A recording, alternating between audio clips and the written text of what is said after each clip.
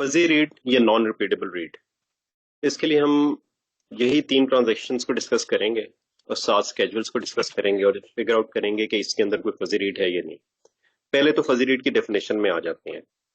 Fuzzy read या non repeatable read इस उस केस में होता है जब कोई ट्रांजैक्शन किसी एक डेटा आइटम की वैल्यू को एक से ज्यादा दफा रीड कर रही हो। एग्जाम्पल, ट्रांजैक्शन वन में चेक करते हैं, ये ए की वैल्यू को कितनी दफा रीड कर रहा है? एक दफा रीड कर रहा है।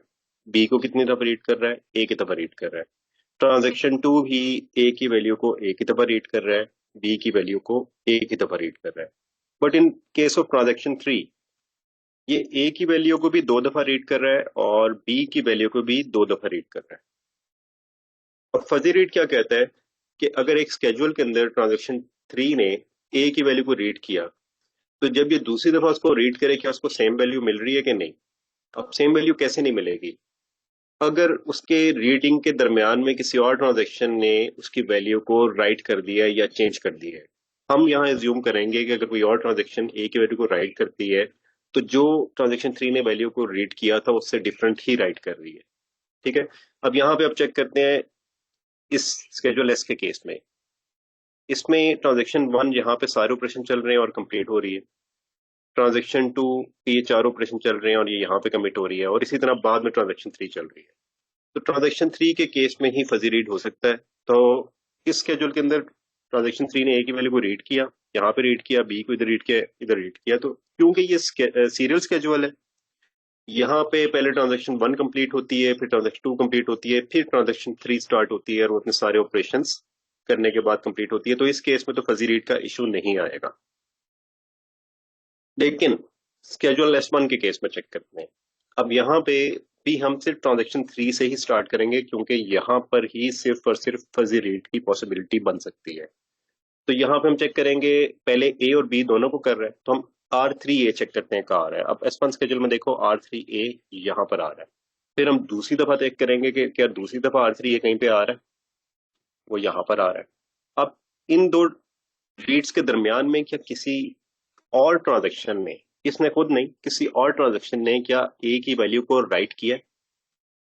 अब हम चेक करते हैं, ये ए की वैल्यू राइट हो रही है। ठीक है। ट्रांजैक्शन टू ए की वैल्यू को राइट कर रही है। अब हमारी एजम्पशन यही है कि आर थ्री ने पहले ए की वैल्यू को रीड किया, उसे वैल्यू मिली। ट्रांजैक्शन टू ने इस पॉइंट के ऊपर आके ए की वैल्यू को राइट किया और इसने कोई डिफरेंट वैल्यू राइट कर दी। और उसके बाद ट्रांजैक्शन थ्री ने दोबारा जब ए की वैल्यू को रीड किया, तो इसे डिफरेंट वैल्यू मिली। मतलब जब इसने रीड रिपीट किया तो इससे सेम वैल्यू नहीं मिली, तो इसको हम फजी रीड या नॉन रिपीटेबल रीड कहलाएंगे। बी के केस में चेक कर लेते हैं। बी के केस में आर थ्री बी इकट्ठा आ रहा है, तो इस केस में कोई फजी रीड नहीं होगा। तो स्केड्यूल वन के केस में हमारे पास सिर्फ एक फजी रीड आ रहा है। स्केड्यूल टू के केस में चेक कर लेते हैं। अब स्केड्यूल टू में भी हम आर थ्री को ही चेक करेंगे। आर थ्री ने ए की वैल्यू को यहाँ पे रीड किया है और दूसरी दफा ए की वैल्यू को यहाँ पे रीड किया है।